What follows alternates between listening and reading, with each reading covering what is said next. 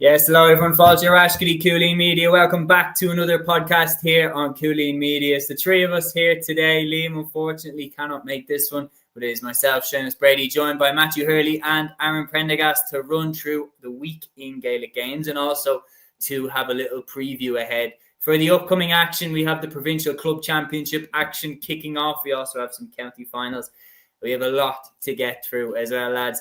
Lads, good to have you with me here for this episode. Matthew, I'll come to you first. Busy man? Yeah, I suppose so. She's doing bits and stuff for the sort of start right now and things like that throughout the winter months. Obviously there is county finals still happening down in Cork, which is absolutely incredible to think. But yeah, the provincial championships are beginning this weekend. I looked at the odds as well, and great to see the football standpoint that St. Finbarrs are fifth in the odds to win the All-Ireland. So I think since the Nemo win, they seem to be hyped up quite a lot, probably because Brian Hayes is midfield and all that. Looking forward to the provincial championships now. Should be good action here or there. There's the Roscommon provincial final or county final replay there this weekend. There's also finals in the likes of Wexford and Galway hurling as well. So lots to look forward to this weekend. Absolutely. So, Aaron, how are we keeping? Good, yeah. Now looking forward to getting into the weekend's games. The Provincial Club Championship starts this weekend, so should be some interesting games there. Obviously, with the early rounds in Leinster, we've got Toy versus Baltinglass, which I think will be an interesting game. In fairness, and some interesting games, most notably to go through. And looking forward to getting involved with everyone in the chat as well.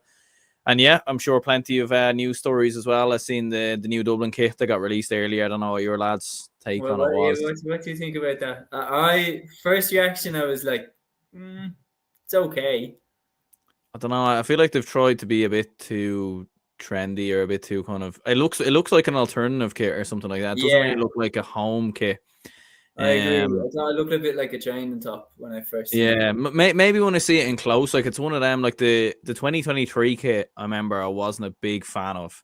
But then in time, the more I seen it and everything else and actually seen it in the flesh, it kind of grew on me a bit more. Plus we won an All-Ireland in that jersey. We also won an All-Ireland in that kit as well, which does help. So if we win an All-Ireland in this kit, it doesn't really matter after that, to be fair. It is interesting. To be fair, it is different. And there's probably only so much you can do, with navy and light blue. I think a lot of counties do struggle with kits because, you look at Galway, for example, it's always just kind of the same kit, really, with maybe a few variations. So they've tried to do something different, to be fair. So, yeah. Yeah, no, I don't mind that. I don't mind going for something different. It will take some getting used to, I'd say. But, why not? Why not go for it? Also, guys, if you are watching, we do encourage you to get involved in the live chat the way that A2 and Peter Griffin have already done. So great to have you back on the show with us, lads. And to anybody watching for the first time, get your comments in. Let us know what you're looking forward to. What bit of GA news maybe stood out to you over the last week since we did our last show on Sunday. But just on a solemn note, Peter here mentions in the comments, said, "Hey lads, just want to express sympathy to the Canning family on the passing of their dad, Sean. May he rest in peace." And I would like to pass on those sympathies as well to the Canning family. Father of Ollie and of Joe, two inter-county legends with Galway. I've never got the pleasure of meeting Ollie, but I have met Joe at the Hurling for Cancer in 2025. I was doing a bit of work for Joe that day. Not for Joe Canning personally, but for Sports Joe. And Joe Canning is an absolute gentleman. Like he stayed until the floodlights were switched off to sign autographs for people that day. Like really, really great guy. And Ollie seems like a gent as well. And to anybody affected by this passing, pass on my deepest sympathies. May you rest in peace. Exactly. So, I'd like to offer my condolences to everybody in Galway GA, Portona GA, and obviously the Canning family over the passing of Sean. Obviously, Joe and Ollie, fantastic players for Galway down through the years. And, it's always tough losing a parent. So I'll pass on my condolences to Joe and Ollie over the passing of Sean, and may he rest in peace or yesterday go on him. Yeah, no, absolutely, lads. No, I agree with both you as well. I'd like to pass on my condolences as well. Obviously, very tragic passing, and thoughts are with everyone and everyone in the family and friends and everything else. Yeah, now yesterday grabbing on indeed. We are going to now move into the next bit of news. Peter has put it into his second comment. He said lots of debate and discussion on Shamie Flanagan's omission from the Limerick panel, the strike incident, and or some of his media duties, perhaps his undoing. And I think the strike incident that Peter's referring to is that incident where, of course, he hit Niall O'Leary in a place where no man ever wants to be hit. And then he was doing a bit of media work, with BBC and stuff like that when Limerick were no longer in the championship. Now, I always look at that when a player is 33, 34, and I always look at that as being kind of the first indicator that they maybe are testing the waters of retirement, that they're trying to see, like, is there a job here in TV for me if I was to go? But I wasn't expecting that Shamie Flanagan, when I saw him doing it for BBC, I wasn't thinking that he wouldn't be playing for Limerick next year. Matthew, this one really interesting. Already I'm seeing a lot of different opinions. Was he dropped? Did he walk? Has he retired? What's going on? Well, according to the Irish Independent, Michael Verney, a great guy, obviously wrote the article on this. And take this what you will, lads. This is the article that was written. The Limerick Senior Hurling Panel is undergoing a serious facelift ahead of the 2026 season, with manager John Cúilín understood to have wielded the axe of some high-profile casualties in recent days. Chief among them is Seamus Flanagan, with the 5-time All-Ireland Senior Hurling Championship winner not expected to be part of John Cúilín's plans as the treaty bid to bounce back and scale the All-Ireland summit for the first time since 2023. The omission of Flanagan, a 5-time All-Ireland winner, is a surprise on the face of things, but relations had seemingly become strained this year, with the All-Star attackers seeing his game time greatly limited. The 28-year-old was omitted for the Limerick panel for their league clash against Tipperary earlier in the year following the disciplinary incident relating back to an off-the-ball incident against Cork the previous week. Obviously, that's the incident with Niall O'Leary. Flanagan was not officially suspended for his actions, which was caught on video by a spectator, but he spoke during the summer about the striking incident on Rebel defender Niall O'Leary and how it led to him losing touch with Cúilín and the management. So I suppose it probably, judged by that article, it does signify that the relationship between Cúilín and Flanagan broke down. And I think after that incident with Niall O'Leary, I think Cúilín wants kind of his Limerick players to set a certain standard.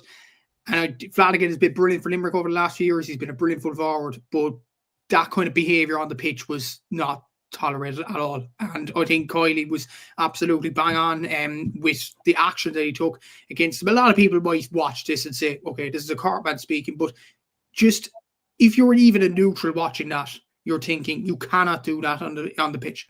You can't, no matter if you're being videoed or anything like that, you can't do that on the pitch. Not just on a hurling pitch, but you can't do that in the broad daylight. You can't do that in the street.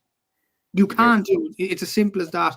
And I don't think it shouldn't be an unpopular opinion. It's the wrong thing to do. You just don't go for someone's private part like that with a weapon like a hurler. You don't do it. It's as simple as that. And look, I think Cúilín did the right thing in dealing with it in-house rather than it going out publicly with the authorities, the regulated authorities or whatever. Cúilín dealt with it in-house. I think he dealt with it pretty well. Then Limerick obviously went out the All-Ireland, losing to Dublin in the quarterfinals, and obviously it was a great win for Dublin. But I just feel like, in a way, did that incident in the league set Limerick back a few pegs or whatever. So I think Cúilín was thinking to himself, like, we can't have this trouble in the camp. He did it, remember, with Pat Ryan. He did it with Pat Ryan. As soon as trouble started to brew a bit, he dropped them. And maybe it's the same with Flanagan. Obviously, it's not as clear-cut as that kind of incident a few years ago, but I think the relationship between player and manager has broken down. And look, on the face of it, by the looks of the explanations there, maybe it isn't such a shock after all that he did get dropped.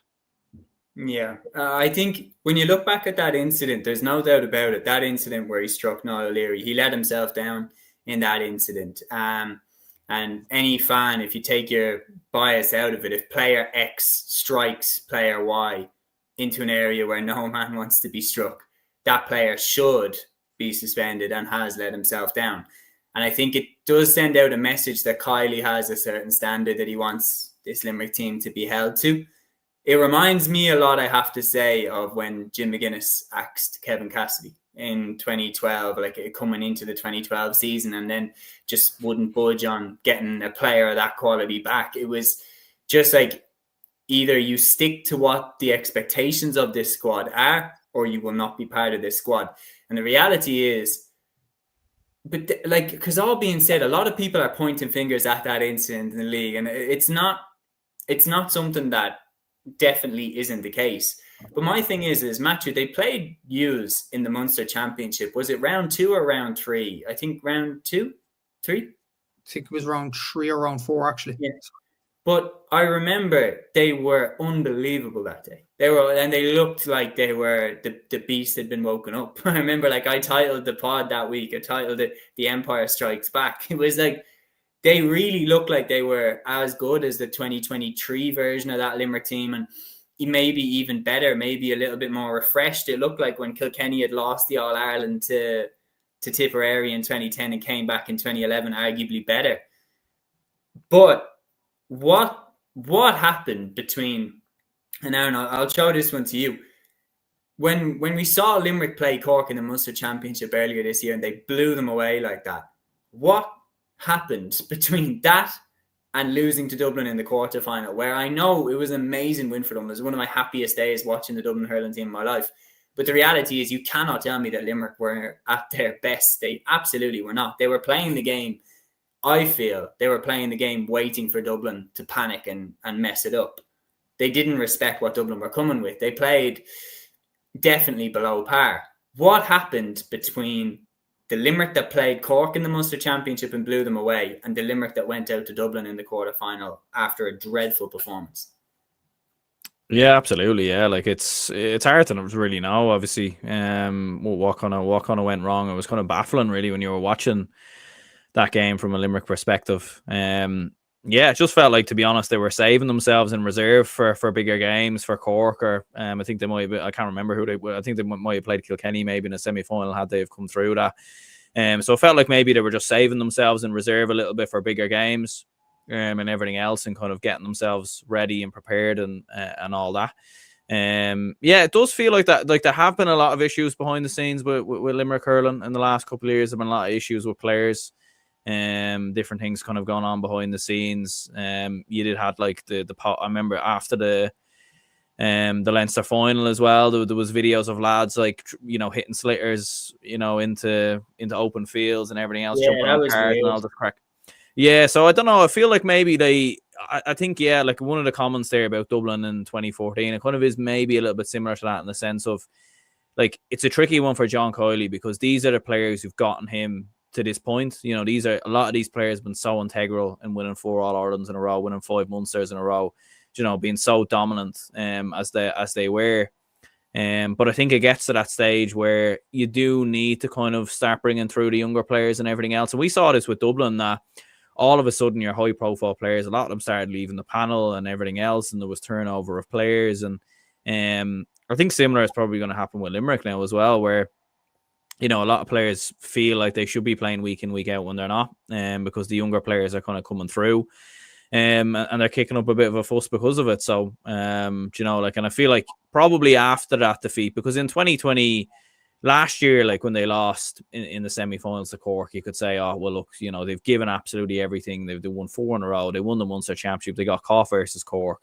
It happens. But after losing to Dublin, combined with losing the Munster final as well, I know it was on penalties. I do think John Cúilín probably is looking at it and thinking, right, if he's going to stick around, he needs to rebuild the team again, and bring through younger players and everything else, and yeah, completely freshen it up.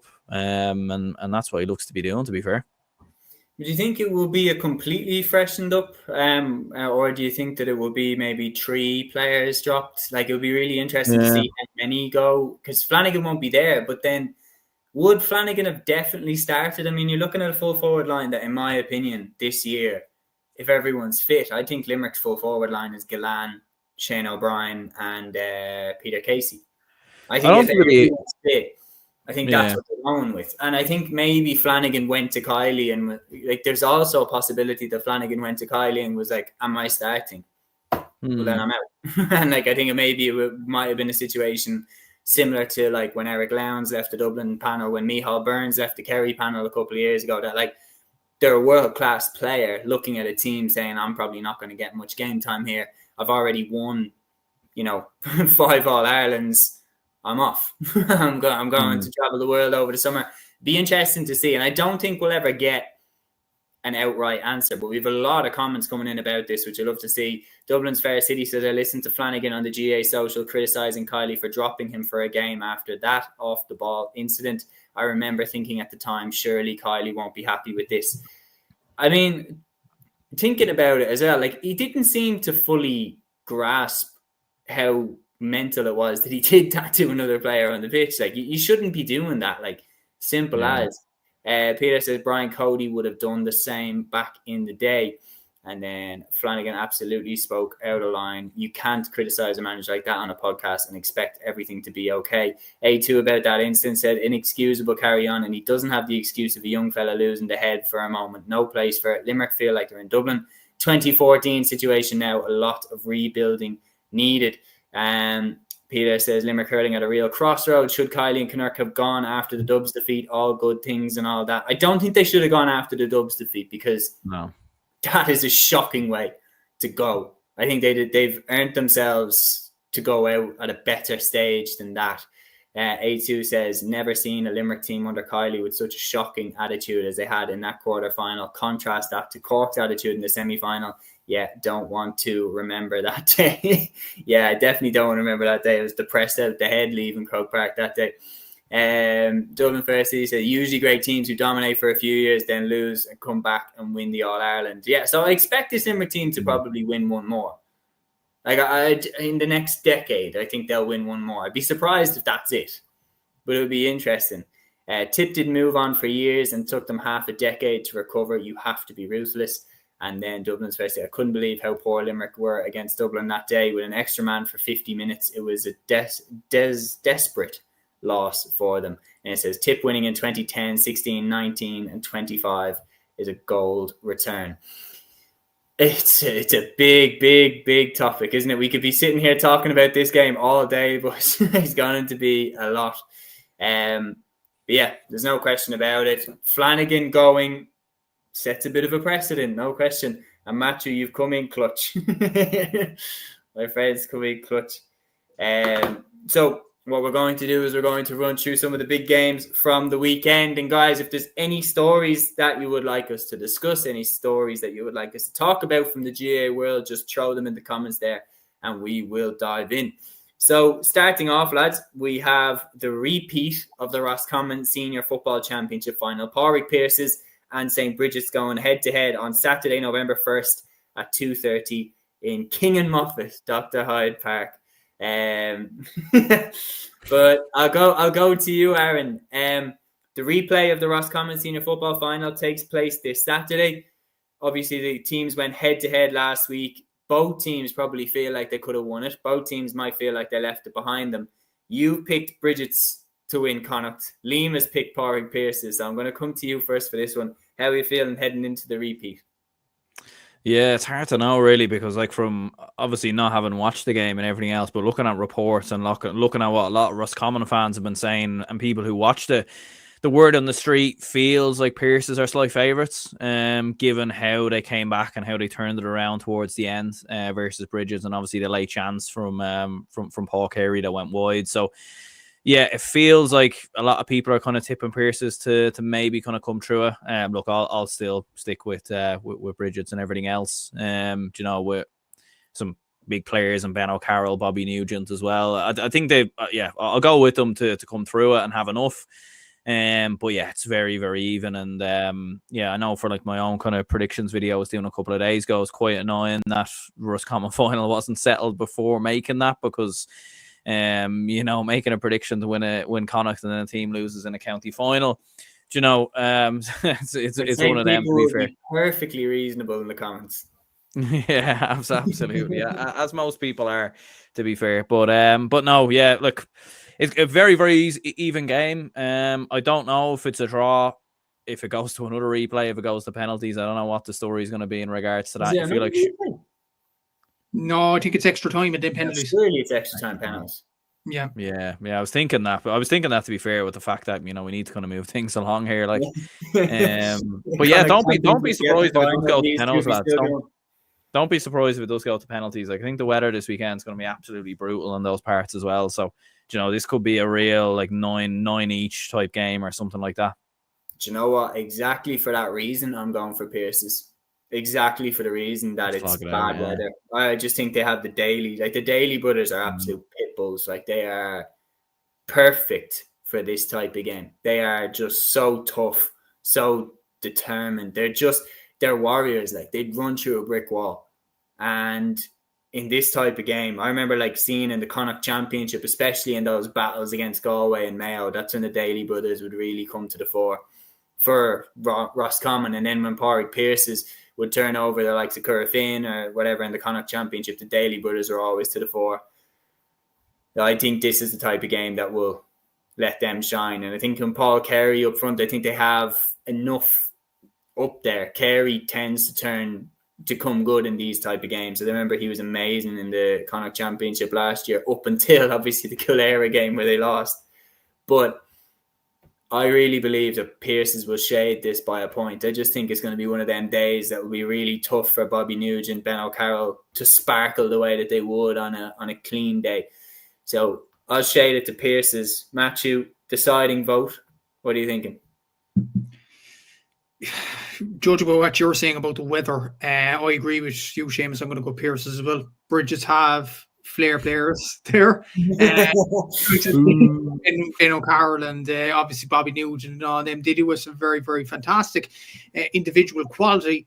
But I agree with you, Pearses do have dogs. You look at the Dailies there. You look at the way they've got through tough weather conditions. Although it was tough weather conditions in the Connacht final last year and they lost. So So I don't know.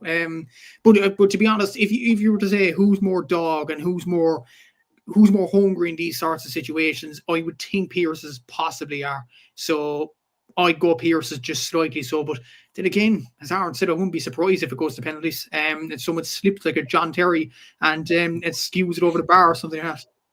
Yeah, we never know. This is going to be very, very tough to call. Peter says the grain of rice to Bridget's. So we've 2 for Bridget's. We have 2 for Pearses. It'll be very, very interesting to see how it plays out. Maybe we'll ring Liam, even though he's working, and get him to make the... Actually, we know who Liam's going with. He's going with Pearses, so we'll make that 3-2.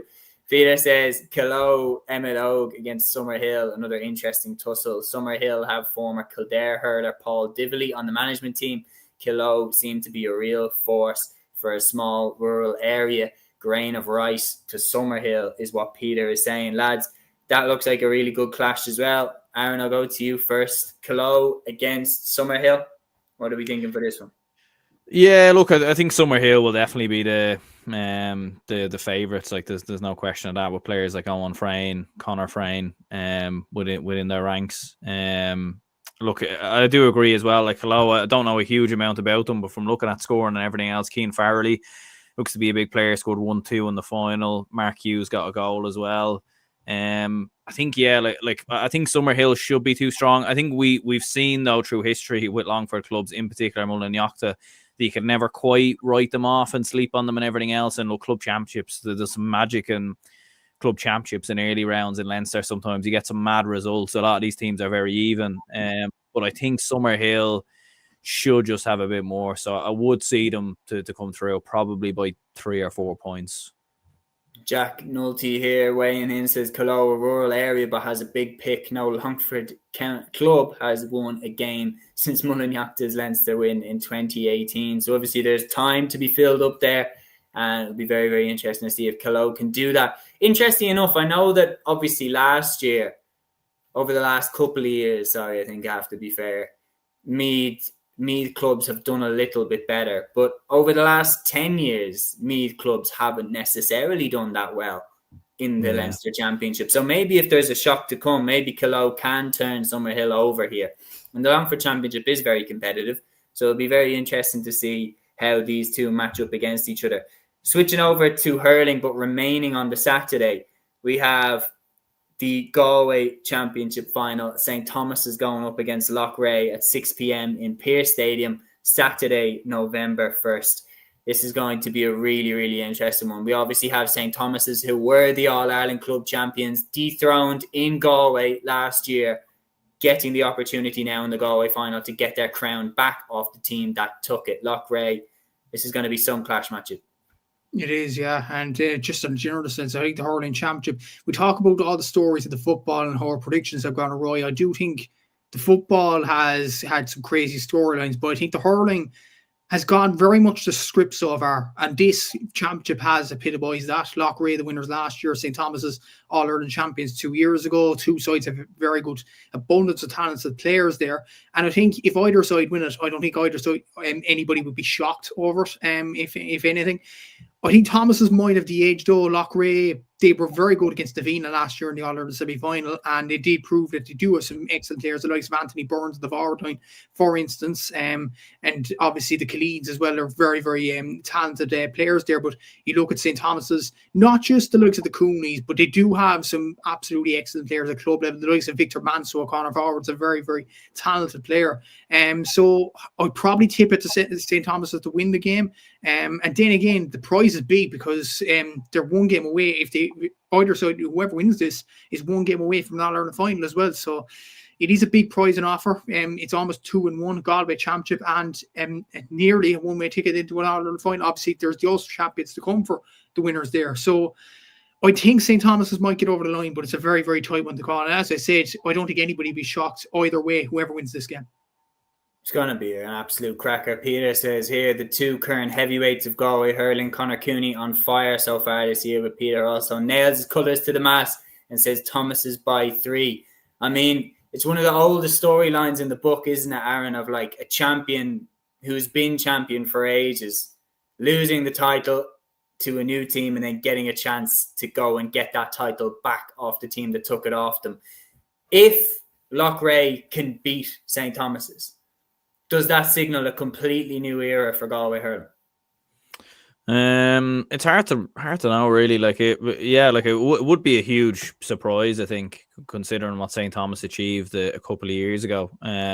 St. Thomas have always just been a weird team. Like I remember they lost Dunloy a good couple of years ago as well. Like they've huge amount of talented players from, as we said, Conor and Gavin Cooney and a few of the other lads like the Burks as well. Like they've huge amounts of skillful and brilliant hurlers, but they probably, I know they've won that All-Ireland, but they might feel like they probably haven't achieved what they should have achieved based off of some of the players that they have and everything else. So I'd agree with Matthew. I think I would see them to edge it and come through. If they were to be beaten though, yeah, I think it kind of would open people up a little bit, because I think last year you could understand that, like how many All-Ireland champions have we seen crash out in their own championship the next year, and everything else, haven't achieved what they achieved and the year that they had the season previous. So it definitely would be a surprise to see them go out, considering how dominant they were for so long. Like, what did they win? I think they won 5 in a row, wasn't it, in Galway before they eventually got beat. So yeah, I think it would signify something. And look, I think as well, if Loughrea were to come through it, they'd be a team no one's really spoken about all year, but here they are in a semi-final against the Ulster champions, which, look, we can't sleep on that, because the last time an Ulster champion played a Galway team, they won. Do you know what I mean? So we can't write that off either. But there is, all of a sudden, Loughrea will be kind of gone very quietly under the radar. Yeah, there's no doubt about it. I mean, and this is just because of the talent that is on display, but most eyes will tend to be on the side of the draw that the Munster team is on. I liked it because, you're talking there, you could have it as a Ballygunner, or if Ballyhale Shamrocks actually get out of Leinster. Like Nafina as well, reigning All-Ireland champions, I think. But Munster usually is the one people are watching out for the most, along with the Kilkenny champions, given that's where the most All-Irelands are. But you have to think about the fact that it's like what you were saying there, Aaron, about how many All-Ireland champions come back and crash out. This year, Sarsfield's the dominant All-Ireland Camogie champions, gone. Errigal Kieran, who made it to the final last year, gone. They didn't even win the thing, and they're gone. Cúilín, who were the All-Ireland football champions, they're gone. The only ones that are still standing that were in the final last year is your Kilkerran Clonburns, who won the All-Ireland is your Nafinas. And the thing is that Nafina hung on for dear life against Lucan. So it's very common for the defending champions to nearly be caught in their county and then to make it out and to do a little bit better in the provincial. So it'll be very interesting to see if Thomases can get through this.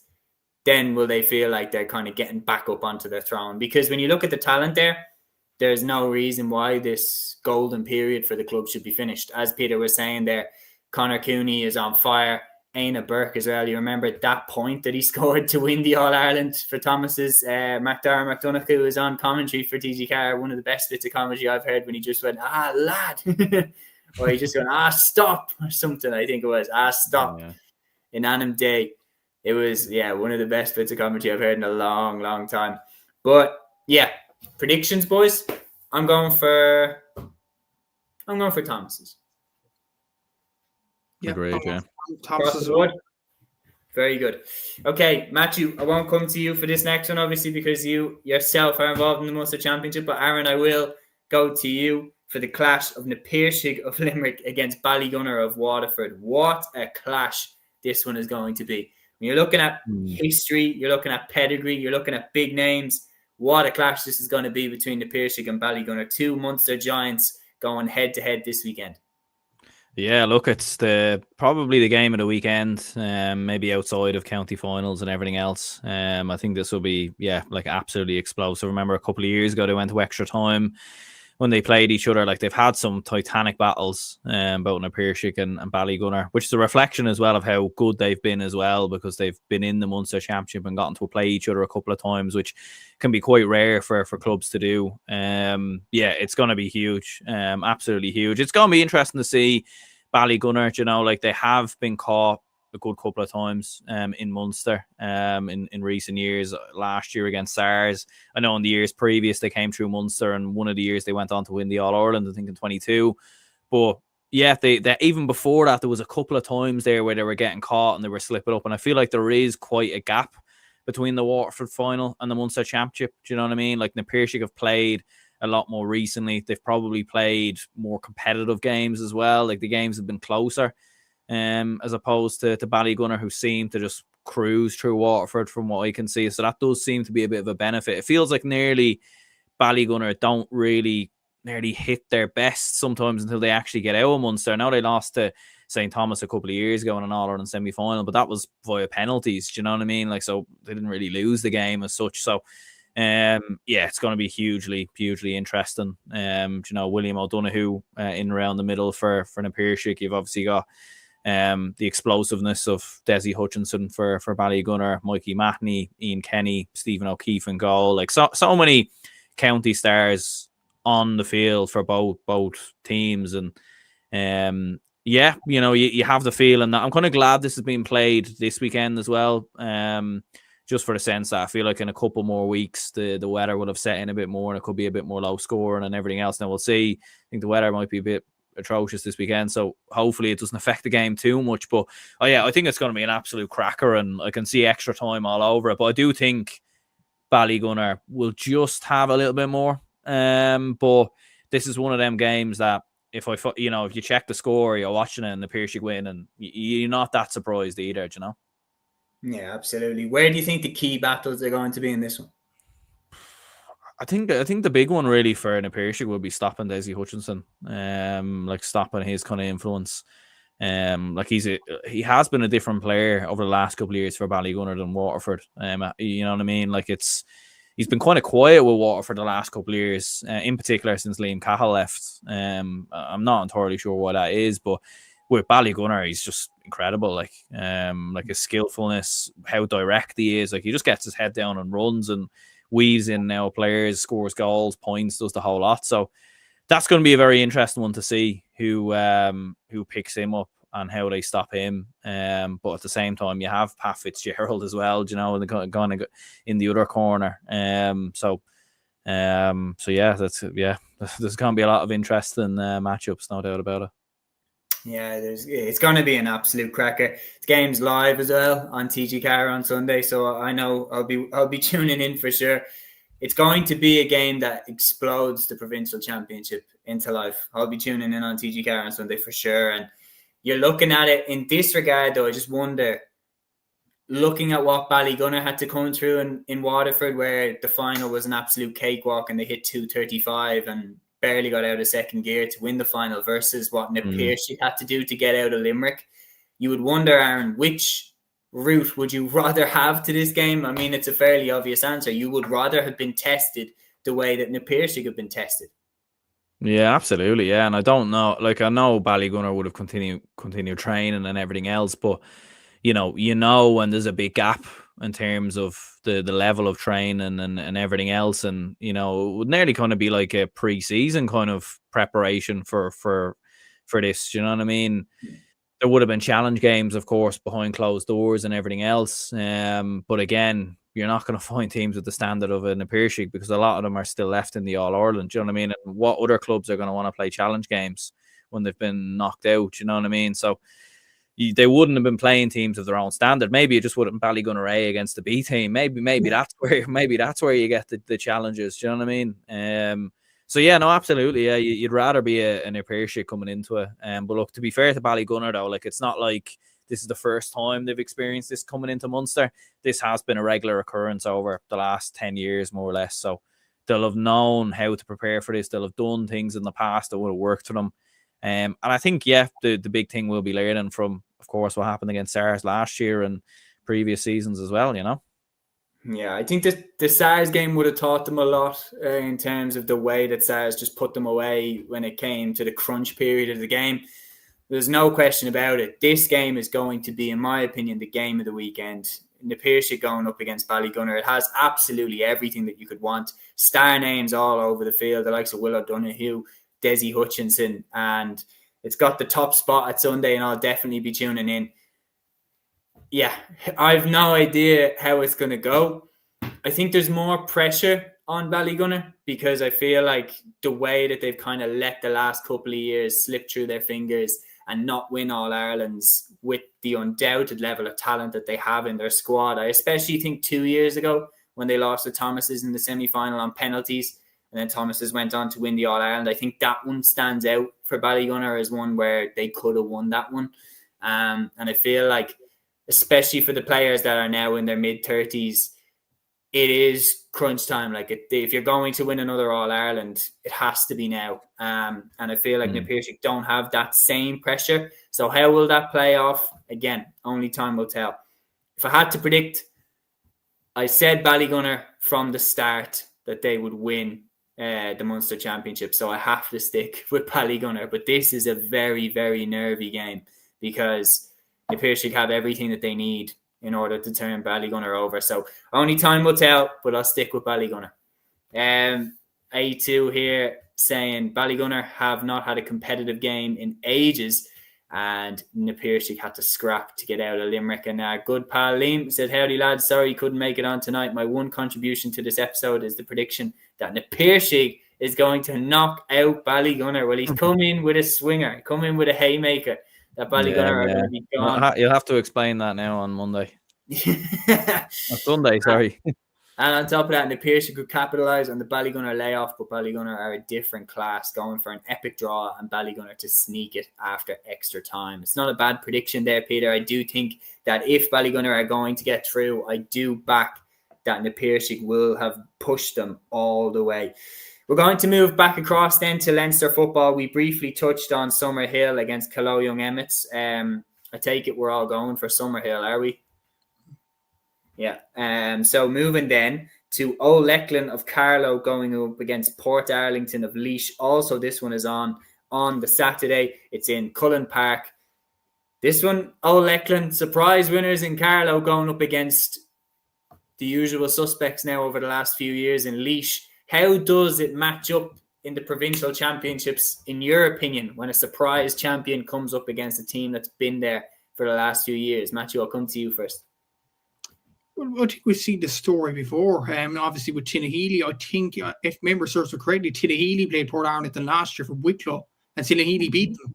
So I don't think Port Arlington liked the ending of that story, I'll be honest. But this year, I think they should be more seasoned. Look, they were lucky to get over the line against Courtwood. some people didn't think it was a penalty for that goal in the replay in the Laois final. But Port Arlington still have some fantastic players. And you look at the side of the draw they're on, with great respect to the sides there. You look at Athy, you look at Summerhill, even Nate Marchand. Like, they wouldn't be like an Ardee St. Mary's, or they wouldn't be like Rados or Dunshaughlin or Naas. They would not be like those sides. So I think this is a huge opportunity for Port Arlington. If they don't take this opportunity now to get to a Leinster final, I don't think they'll ever will at this stage at their development. So I think they'll be gunning to get over the line this one. Look, O'Lecklen, of course, they could cause a shock. They are a very good team in Cardiff. The Bambricks are in that team. They have some fantastic players, and they did cause a shock in Cardiff. But I think Port Arlington are more seasoned, and I think that's when the cream rises to the top at this stage of the championship. If you are more seasoned in the provincial championships, you usually get over the line. I think Port Arlington are that. I think they won't do the same mistakes as they did against Tiddyhealy last year, and they'll get over the line this time. Interestingly enough, Peter says O'Lecklen could well win this. Port Arlington jury still kind of out. They just got over Courtwood. Do you know what? I'll go for O'Lecklen. Genuinely, like, I do agree with Peter. I think that, and I'm not confident in that prediction. Like, Port Arlington absolutely could run away with this. But I just feel like they huffed and puffed to get through Laois, and they aren't looking as good as they have done in previous years, obviously with the exception of last year where they went out in this exact stage. But I just think, like, I don't see them making a burst the same way I maybe fancied them to do so in previous years. And I think O'Lecklen, with the enthusiasm that they're going to come with, given that this is their first time in this stage as a group, I feel like they might have the enthusiasm, the kind of play with that sense of abandon that, like, maybe they might just take the game to them. In that kind of, like, fuck it, like, let's just go for this. Like, we've already won the Carlow Championship. You know, we've already had an amazing year. Let's see how far we can go. Whereas I feel like Port Arlington have been here. It's not as special. And they huffed and puffed to get past Courtwood. So you know what? I'm going to go for O'Lecklen. Aaron, you have to cast them both then. Who's going to do it? Yeah, not to spoil the kind of old Leckland kind of love and parade here, but yeah, I probably would go with Port as well. But I do think as well, do you know what? Like, it is one of them with Port where they've been on the go for a couple of weeks on the run now, haven't they? With the replay and everything else, so like their legs could go a little bit. Old Leckland will be coming in fresh. They've Mikey and Sean Bambrick in the side, so they've a couple of kind of notable Carlow players within their ranks. And yeah, there definitely is the possibility. I think it will be very close. I think Port might nick it maybe by a point or two. They might just have a little bit more kind of experience within the ranks to kind of come through it. And look, obviously losing to Tinnahealy last year, like, I feel like when that happens, you know, that can happen once, but for it to happen again, do you know what I mean? I feel like they'll be on their guard a bit more because that happened last season. So I do think they'll come through it, but yeah, you know, there could be a shock here, to be fair. There absolutely could be. Matthew, I'm going to go to you for the next Leinster Championship game. That is a tie going up against Bolton Glass, and this one is on Sunday. Now, like it or not, there's a lot more attention on a tie due to their celebrations after beating Naas in the final. They're going up against Bolton Glass, who had an incredible victory in the Wicklow Senior Football Final. Who do you fancy in this one? It's a very tough one to call, simply because, number one, obviously it's the video that reverberated online. There might be a sense of karma with a tie. The Gaelic gods might cast a spell on them or something like that. And number two as well, the game's in Aughrim, which is notoriously a very, very tough place to go for a visitor. Even though it is spiritually Bolton Glass's home, it's Wicklow's home, but still, it's Fortress Aughrim. It's named by that for a reason. But what I will say about Bolton Glass, look at their final against Carney Wemmets. Their top scorer was their goalkeeper, Mark Jackson. Now, I know he's been scouted by an NFL, and he is a very good player in goal, and has been very good for Wicklow over the last few years. But he got 10 points out of Bolton Glass's 120 the last game. Crazy. So I don't know, but the thing is, Athy have been warned over that. If Athy have been taking this game seriously, they would have been warned no two-pointed efforts from beyond the arc from a free, because Mark Jackson will just strut up the pitch and put it over the bar. because obviously he has that in his locker. You've seen the videos with the NFL and things like that as well. There are other players, of course. There is John McGrath, who got 1-1 in the Wicklow final. Tommy Keogh got 3 points. Adam McHugh got 2 points. They're all in the full forward line. So they do have some decent enough players there as well. So they can't be slipped on too much. But obviously a tie have the more notable players. I think the noticeable players in many ways is Kevin Feely in midfield and Niall Kelly up in the forwards. I'm going to stick with the try and test that I'm going to go for a tie to win this game, but they have been forewarned. If they concede frees outside the arc, I think Mark Jackson will eat them up. But a tie shouldn't be like, surely with all the people in the backroom team and things like that, you should be looking at opponents and things like that, saying that, okay, this is their threat. You can't be doing this. And I think a tie will have to cop onto that. If they cop onto that, I think they'll go over the line. Yeah, I think that we have to take into account, like, if Naas had won that Kildare final, we would all be picking Naas to win this game. A tie have beaten Naas, beaten them fair and square. They showed no class after the game with the chant about Philly McMahon, but they won that Kildare final fair and square. So you have to probably shade it to them. But I think if there's a game that I'm looking at this weekend and saying, where can I find a potential upset? Where could a bet on the underdog be worthwhile? I think this game, because Ockram, as you mentioned, notoriously difficult to go. And it is a champion and a tie again who will be in uncharted waters. And you look at the scrapes that Cúilín had even last year, in Leinster before going on to win the All-Ireland. That's a super Cúilín team and they nearly got caught in Leinster. So there's no doubt about it. These provincial grounds and these provincial ties, they do lend to upsets happening. And the club championship is notorious for that. It's called the toughest for a reason. And Peter, interestingly, has gone for Baltinglass. Baltinglass to give Athy a lesson and win by 4. Aaron? Agreed, yeah. Yeah, agreed. I think Baltinglass are going to win it as well, to be honest with you. And look, I know some people might look at, maybe you're kind of leaning on your heart a little bit after what happened and what was said and everything else. But to be honest with you, there's more reasons for that, to be honest. I think firstly, we were kind of mentioned Tinahely a little bit earlier, but Wicklow champions have been causing surprises in the last couple of years. Remember Blessington bet Mullinyochta a couple of seasons ago as well. Ratnew beat St. Vincent's. Yeah, like especially in these early rounds, like they are, going to Ockram, like it is such a tough place, to going to go to. And even look, I know Mark Jackson scored 10 points the other day. Maybe that kind of takes the shine away from the forwards, but to have a player of that capability, like I think 3 or 4 of them were 2-pointers or something of that nature that you kicked from frees. Like, so to have a player like that within their ranks, do you know what I mean? There probably isn't going to be a huge amount of players on the field who will have that ability to kick those type of points. In Ockram as well, in his own backyard, he knows the ground inside and out. So I think that'd be huge. Tommy Keogh is a good player as well from reading reports, and they do have a player within their team called John McGrath as well. So obviously not the same one, I should say, but if you have a player called John McGrath on your team, I think that's a good enough reason as well to back you. Plays in around the similar position as well. So, and then I think as well, a tie, like having won the Kildare Championship, there will be a bit of scrutiny on them. There will be a bit of pressure on them, and I just think Baltinglass might just catch them. Yeah. Yeah, very, very interesting one either way. Peter says that the wet, tough forecast will definitely suit the Wicklow men. This would be very, very interesting to see.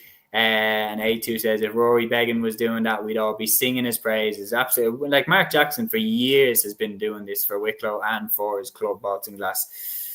Moving on, we are going up north for this one. Sean O'Leary, Newbridge of Derry. They're going up against Dunloy, Cucullins of Antrim in the Ulster Senior Championship match. I'm going to come to you for this one. Sean O'Leary's Newbridge have quietly put 2 Derry titles back-to-back, which is no mean feat when you consider you've got Glen in there, you've got Slot Neal in there, you've got Maherafelt in there, some brilliant teams in the Derry Championship. Sean O'Leary, Newbridge, yet aren't being talked up that much for the Ulster Championship, however. Like everybody's looking at Kilcoo, everybody's looking at Scottstown. Like no one's really talking about Sean O'Leary, Newbridge, and yet they've put 2 Derry titles back-to-back when I mentioned they're the clubs that they're going up against. How come, number one, they're being slept on? And then on top of that, Dunloy, Cucullins, they present a serious challenge as well. Super impressive win in the Antrim Championship. What do you think this one is going to go like? In terms of underestimating Sean O'Leary's Newbridge, I think it's because many people don't recognise them because a lot of people watch senior football in the intercounty stage, and that's fine. They watch the likes of David Clifford and they watch the likes of Colin Baskell and all these players, Strutter stuff, which is fine. But you look at Sean O'Leary's Newbridge team, you have Eamon Young there, you have Oisin Doherty, you have the McGrogans there as well, you have Mark Doherty, you have unrecognisable players, but the reason why some of them are unrecognisable because they were the Derry minor teams that won All-Irelands in the past 2 seasons.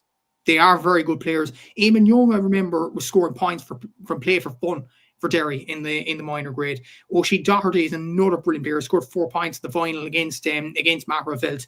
Another guy who's probably unrecognisable to me, but look at the final, he had a very good game. Conor McAteer, he scored 5 points, 1 2-pointer in the final against Macrofeld. Mark Doherty in the centre forward position as well. Conor Doherty, who is recognisable, to be fair, by many, I'd imagine, for anybody that watches Derry for years. He's at midfield. He scored 1 point the last day as well.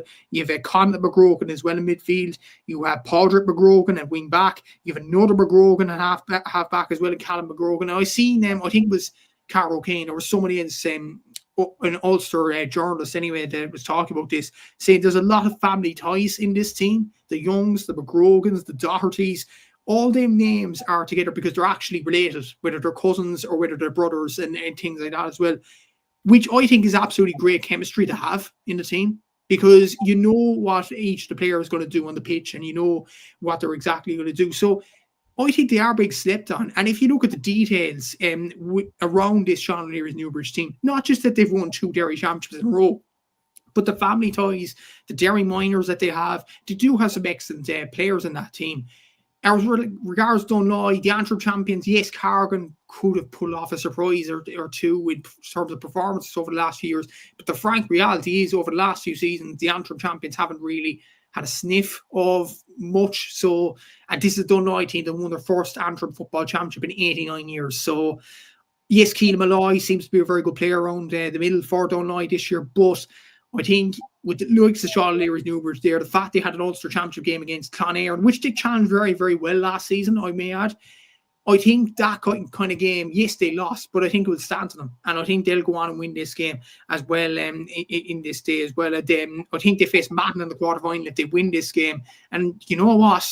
Mahon are new to this competition, obviously win their first ever Armagh Senior Football Championship. So who's to say Sean O'Leary's Newbridge can make a run at it?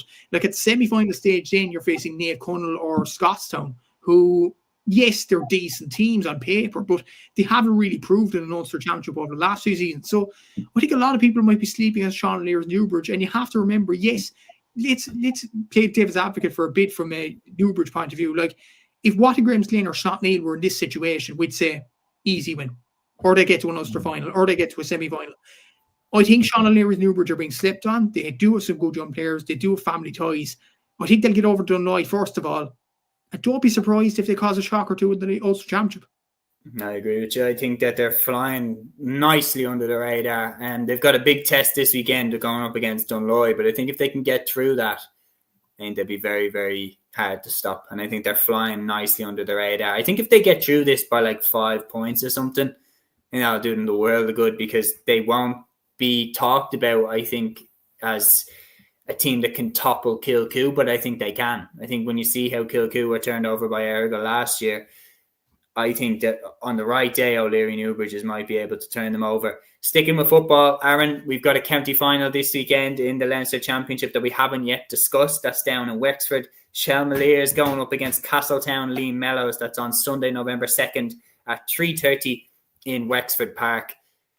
Very interesting one, this one. And interesting as well, how does it suit Wexford that, you know, that we're at the county final stage and everybody else is going to be kicking their tires and getting into provincial action? Yeah, it's an interesting one because usually in Wexford, like I know with the hurling championship in previous years, they would have their winners. Like, system, ages and ages ago. So it feels like now they've kind of gone the opposite. Do you know what I mean? And kind of maybe flipped it the other way around. Yeah, I suppose maybe in one way it's good because you win this game and then you go straight into the next one and you kind of just get over and done. Well, I suppose, yeah, it's just one of them. If the players are consulted on what they would rather. Would you rather a kind of a long layoff and then play in a provincial club championship, or would you rather just have your final and then kind of have, a week's break? But yeah, should be an interesting game. And Owen O'Gara is still involved with Shell Maliers, so that'll be interesting to see obviously how he gets on there. There could be a potential storyline brewing there. I think the Wexford champions are playing the Dublin champions as well. So if Shell Maliers come through, Miss O'Gara.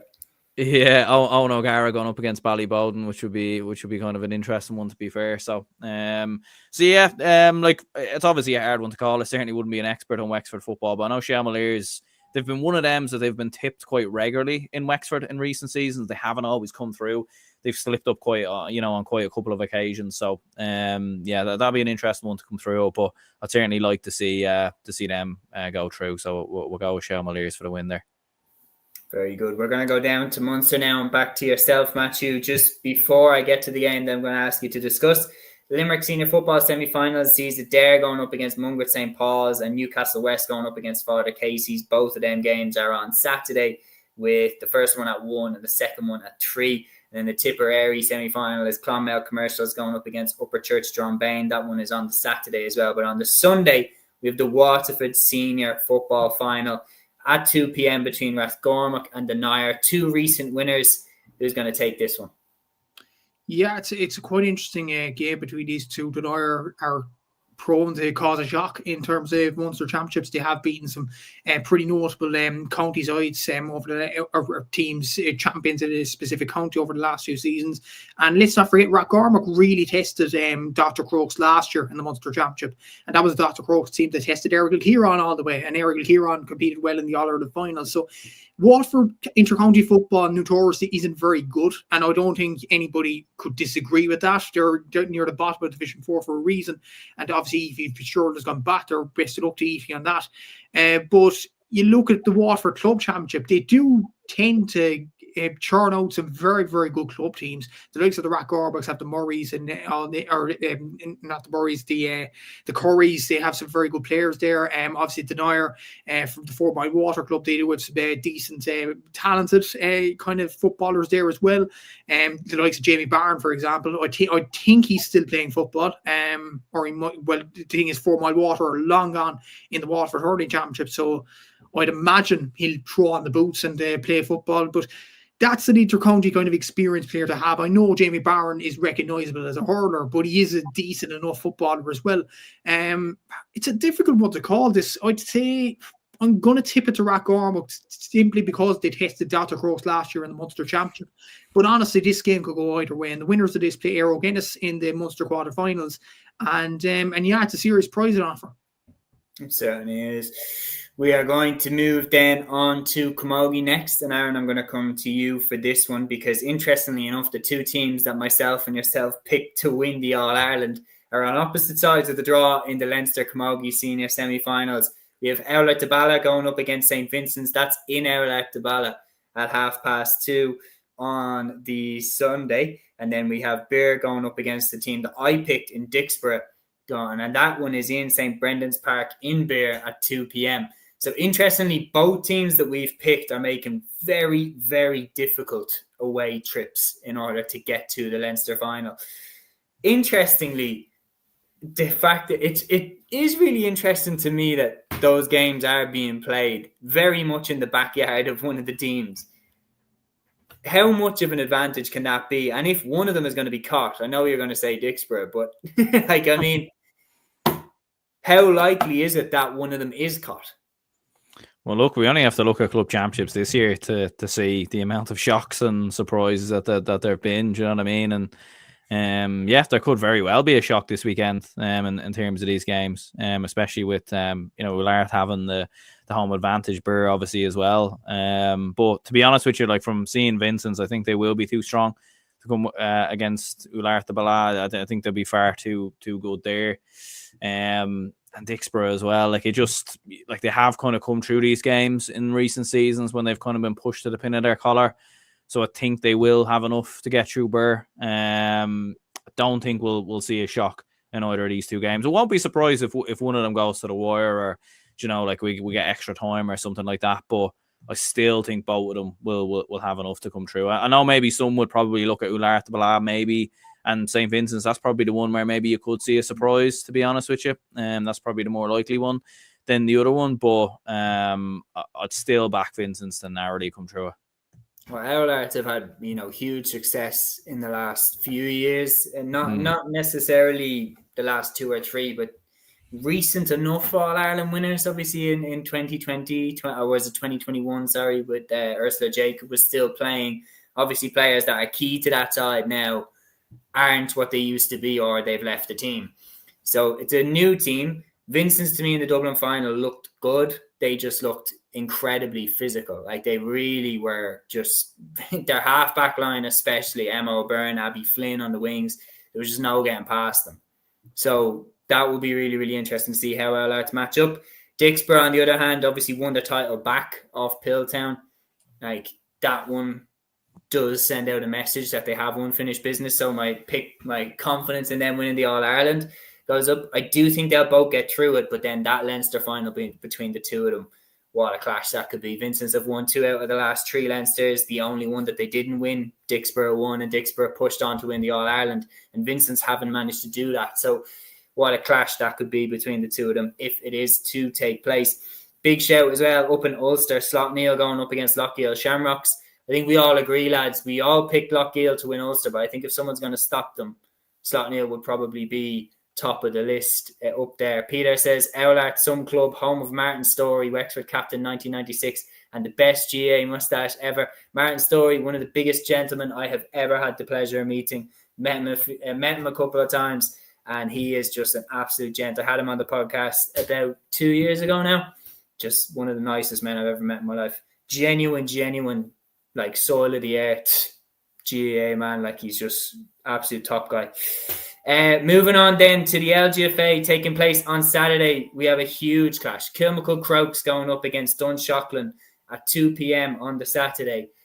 Like, right from the start in the Leinster Championship, I looked at this and said Kilmacud Crokes are my favourites to win the Leinster Championship. The players that they have in there, the likes of Ava Rutledge, Alva Davern, Aoife Kane. But I think if anybody's to stop them, probably look towards either a Dunshaughlin or a Dunboyne. Dunshaughlin have come out with the Meath Championship.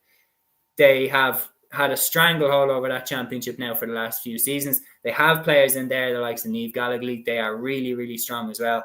Matthew, who are you fancying in this one? It's a very tough one to call. I know I back Kilmacud Crokes to win the Leinster Championship, and what I will say, for once, I probably am up for Dublin Club because there is a Cork player on the Kilmacud team, of course, Niamh Cotter. Best of luck to her from Beara, obviously, and she is from Southern Star direction as well. So obviously, best of luck to Niamh in that game. But from like Kilmacud, you mentioned there, they have some very, very good players in and around the team. The Alva Daverns, the Ava Rutledges, the Kate Murrays. They do have some very, very good players. But I look at Dunshaughlin, and people from Dunshaughlin have been contacted me for good reason. They do have some absolutely excellent players. They do have a very good full forward line, though. Ciara Gorman, Niamh McEntee, and Maeve Byrne. Obviously, Niamh Gallagher is in this team as well. They do have some excellent players. And as well as that, they're doing without Niamh O'Sullivan, who's not available this season. The most legendary figure in the club. So for that, to win the Meath Championship the way they did without their leader in many ways on the pitch is absolutely brilliant, and fair play to Dunshaughlin for that. This is a very, very tough game to call. I think this isn't an unpopular opinion. Whoever wins this game will win the Leinster LGFA Championship, considering who's on the other side of the draw. Yes, Middletown have the likes of Sarah Dillon and their team from Westmeath, but I think Dunshaughlin or Kilmacud will be the main team to trouble the Leinster Championship. Like a lot of people from Dunshaughlin won't like me for this, considering the amount of praise that has come to me on DMs about this Dunshaughlin team and how good they've been throughout the whole season. I still can't back against Crokes. They are a very, very good side in Dublin. They're one of the All-Ireland favourites. But I would not be shocked at the slightest if Dunshaughlin turned them over. It's going to be a tough game to call. Yeah, I think if there's one team to do it in Leinster, for me, it is Dunshaughlin. But just having commentated on that Dublin final between Sylvester's and Crokes, I witnessed firsthand what Sylvester's threw at them. They threw absolutely everything at them. And the players that they have, the likes of Kate Sullivan, the likes of Niamh McAvoy, Danielle Lawless, they threw the kitchen sink and more at Crokes. Crokes just like the champions that they are, they just refused to give up. And that game was played in a storm. So that was Storm Amy that was there that day. So crazy stuff. And Crokes just didn't budge. They're not, and they're dominant over the Dublin Championship now, 4 titles back to back to back to back. It's pretty hard to see past them in the Leinster Championship, in my opinion. Moving down then to Munster, Aaron, your pick to win the Munster Championship, the Munster Senior LGFA Championship, could come true this weekend. Comer Rangers are in that final, and they're going up against Southern Gales. You're one step away from getting the provincial pick right. The first one that any of us have got right all year. Actually, if Thomas's win, a couple of us get it right, but I mean, it is the Galway Championship, not the Connacht Championship that we're predicting correctly. Yeah, absolutely. Yeah, I suppose you have to celebrate the wins when they come, I suppose. But yeah, it should be an interesting game. Especially after what they did to Ballymacarbery. They absolutely wiped the floor with them, really.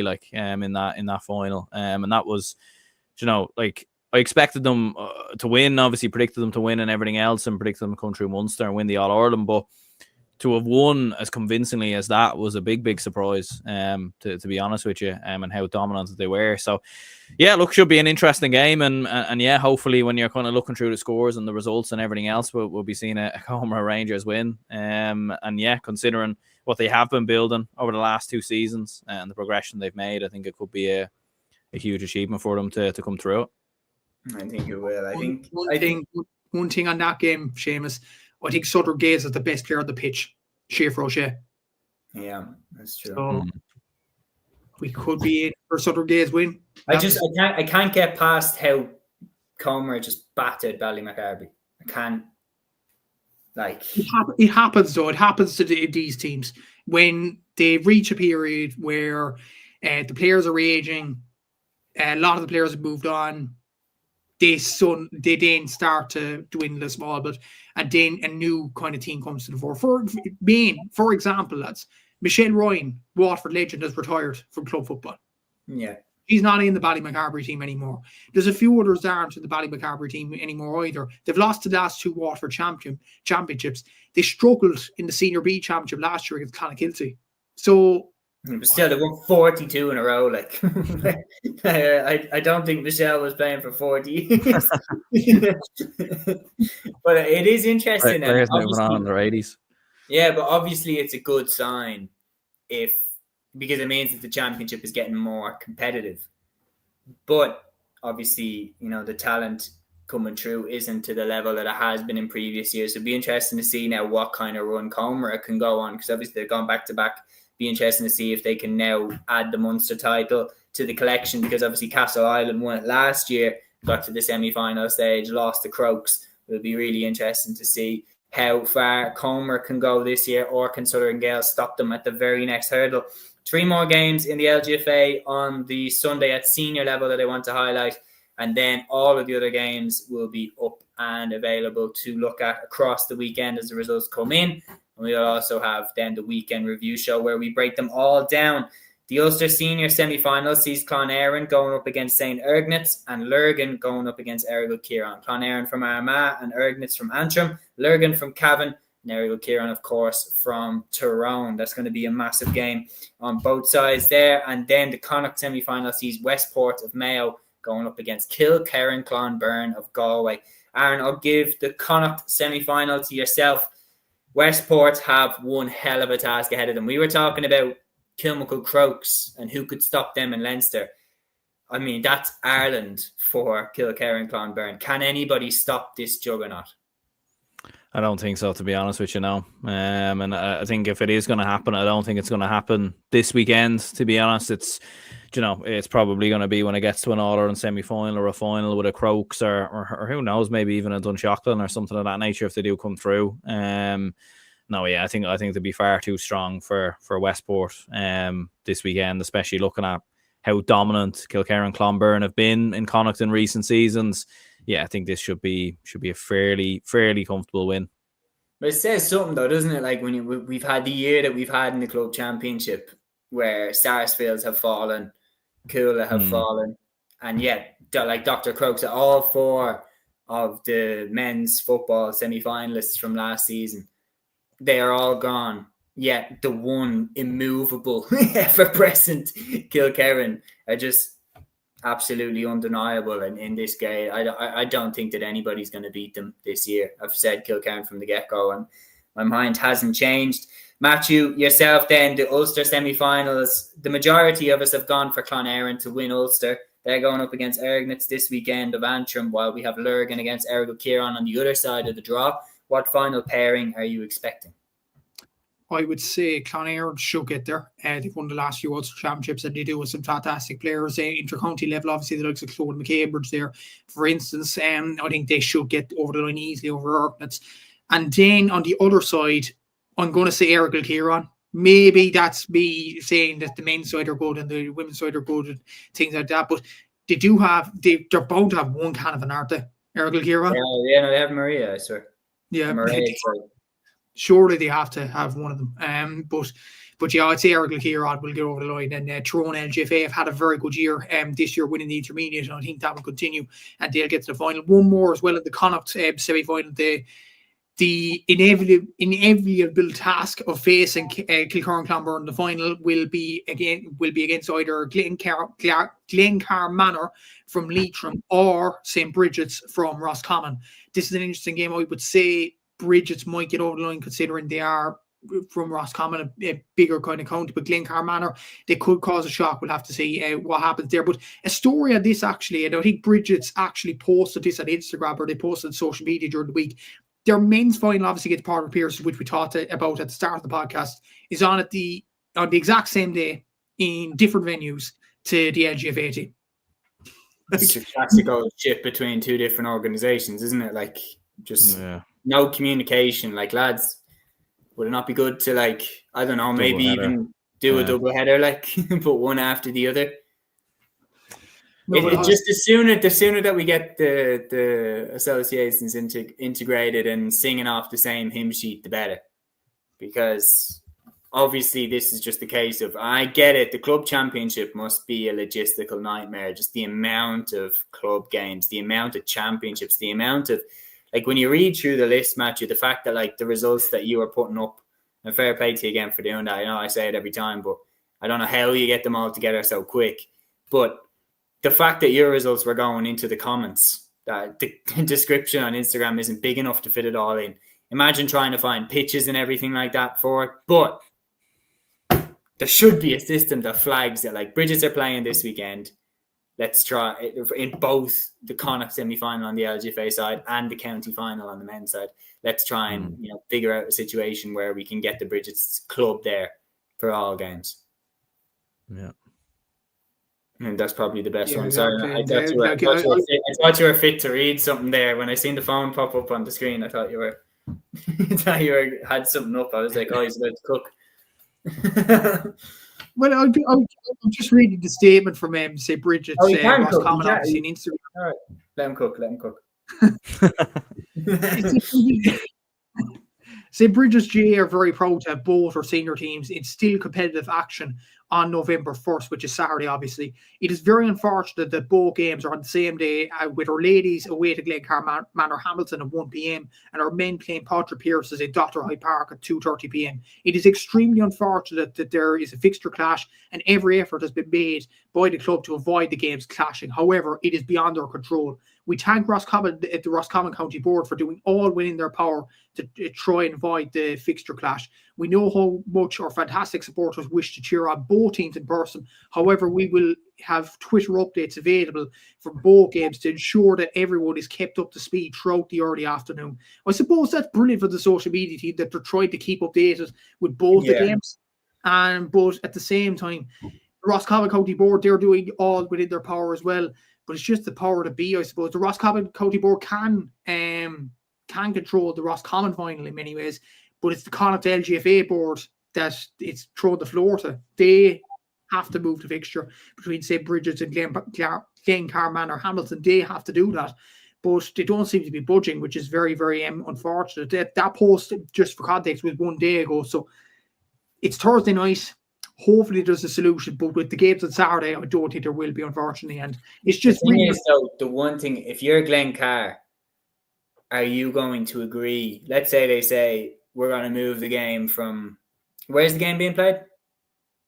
Glencar Manor Hamilton against, I'm not sure exactly where the game is being played, away to Glencar, so it's in Glencar. Okay, so if you're a Glencar, you're not going to want to agree to moving it to the Hyde, because that is very much taking it out of your territory and putting it smack bang in their territory. They're not going to agree to that. It's an unfortunate one. I really wish that there was a way that they could, and you're not going to move the Roscommon County Final out of the Hyde either. Yeah, it's a really tough one, but yeah, I don't really know what the solution is there, because again, once I heard it's in Glencar. Yeah. Could you move the Roscommon final to Sunday? Because the Roscommon champions won't be in action until time. Balnass North London. So I don't see it. They want to go on the beer on Saturday night. Of course. I always think how much in your brain does it register if your county finals on Saturday night versus Sunday night? Let's be honest. I'm sure. Yeah, I think maybe in the run up to it, but I think if you were to reschedule it now, I think there would be a lot of lads who would probably, who would have plans at this stage for that Sunday or even Saturday night. So probably would be a bit harsh, I think, to move Let's it be now. honest, they're taking the Monday off anyway. Oh yeah. Did you see the clip of I think Madden? Okay, brilliant. Yeah. Unbelievable stuff. I was thinking there, that must feel surreal, to be drinking with a team. I know that obviously they have the brotherly connection and everything like that, so obviously then they've just both achieved history. But it must be gas if you're there's no way that they weren't 11 points deep or something at one stage and be yeah, we're gonna batter you. There's no way. Yeah. That wasn't there. Yeah, that's the thing. They'll probably be baiting each other in a couple of weeks. You know what I mean? Yeah, they could meet down the line. That would be this legend. That would be you were locked after 4 points. You muppet that would be going on. So we'll see. But it was unbelievable scenes, and then the fact that it was so powerful as well. Obviously, the Grimley brothers, given the personal, the terrible loss that they suffered. It was unbelievable to see both, clubs get over the line. It was unbelievable stuff. So massive congratulations to both of those sides. And a big shout as well to Castletown, who obviously won the Westmeath title on the Monday. Interesting enough that that final was refixed to a bank holiday Monday, but massive shout to them as well for their success in that one. But that has been another episode here on Cúilín Media. We thank you, everyone who jumped on and watched a bit of the episode and who got involved in the discussion as well. You helped to make that episode another really enjoyable one. My thanks to Matthew and Aaron for jumping on for another episode with me here. We will be back on Sunday at 8 p.m. for another weekend review as always. Until then, enjoy the games this weekend. Agus Torah. Follow your instinct, baby. Follow your instinct.